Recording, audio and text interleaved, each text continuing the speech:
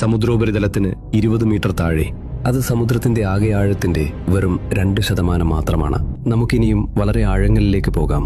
ആ യാത്രയിൽ നാം കണ്ടെത്തുന്ന കാര്യങ്ങൾ അവിശ്വസനീയമാണ്. 200 മീറ്റർ താഴെ നിങ്ങൾ ട്വിലൈറ്റ് സോണിൽ എത്തുന്നു. സൂര്യപ്രകാശം മങ്ങി ഇരുട്ടിലേക്ക് വഴിമാറുന്നു.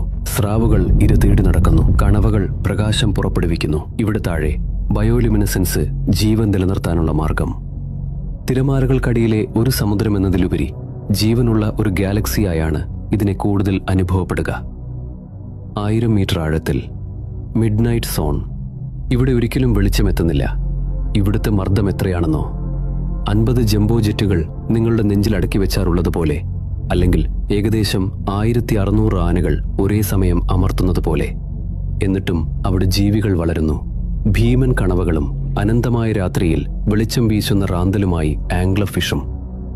4000 മീറ്റർ താഴെ നിലയില്ലാ കായങ്ങളിലേക്ക് സ്വാഗതം. തകർന്ന കപ്പലുകളുടെ തണുത്തുറഞ്ഞൊരു ശവപ്പറമ്പ്.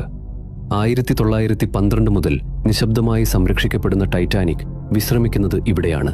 ഈ അന്യഗ്രഹലോകം പോലെയുള്ള സ്ഥലം സ്വന്തം കണ്ണുകൾ കൊണ്ട് കാണാൻ 2012 സിനിമാ സംവിധായകൻ ജെയിംസ് കാമറൂൺ ഒറ്റയ്ക്ക് ഇവിടെ ഇറങ്ങി.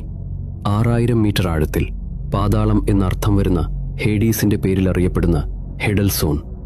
ഭൂമിയുടെ കാമ്പിൽ നിന്ന് തിളയ്ക്കുന്ന ധാതുക്കൾ പുറന്തള്ളുന്ന അഗ്നിപർവ്വത വിള്ളലുകളെ ആശ്രയിച്ചാണ് ഇവിടെ ജീവൻ നിലനിൽക്കുന്നത്. കേവലം അതിജീവിക്കാൻ മാത്രമല്ല, അസാധ്യമായതിനെ നേരിടാൻ കൂടി സൃഷ്ടിക്കപ്പെട്ട ജീവികളാണിവ. ഒടുവിൽ ഏറ്റവും അടിത്തട്ടിൽ 11000 മീറ്റർ താഴെ മരിയാന ട്രെഞ്ച്. എവറസ്റ്റ് കൊടുമുടി ഇതിൽ മുക്കിയാൽ അത് പൂർണ്ണമായും അപ്രത്യക്ഷമാകുന്ന അത്രയും ആഴം. നിങ്ങൾക്ക് എളുപ്പം മനസ്സിലാക്കാൻ പറയുകയാണെങ്കിൽ വിമാനങ്ങൾ പറക്കുന്ന ഉയരവും ഇതേ 11 കിലോമീറ്ററാണ്. പക്ഷേ ഇവിടെ നിങ്ങളുടെ മുകളിലുള്ളത് ആകാശമല്ല, വെള്ളമാണ് എന്ന് മാത്രം. നമ്മുടെ സ്വന്തം സമുദ്രങ്ങളെക്കാൾ വ്യക്തമായി നാം ചൊവ്വയുടെ ഭൂപടം തയ്യാറാക്കിയിട്ടുണ്ട്.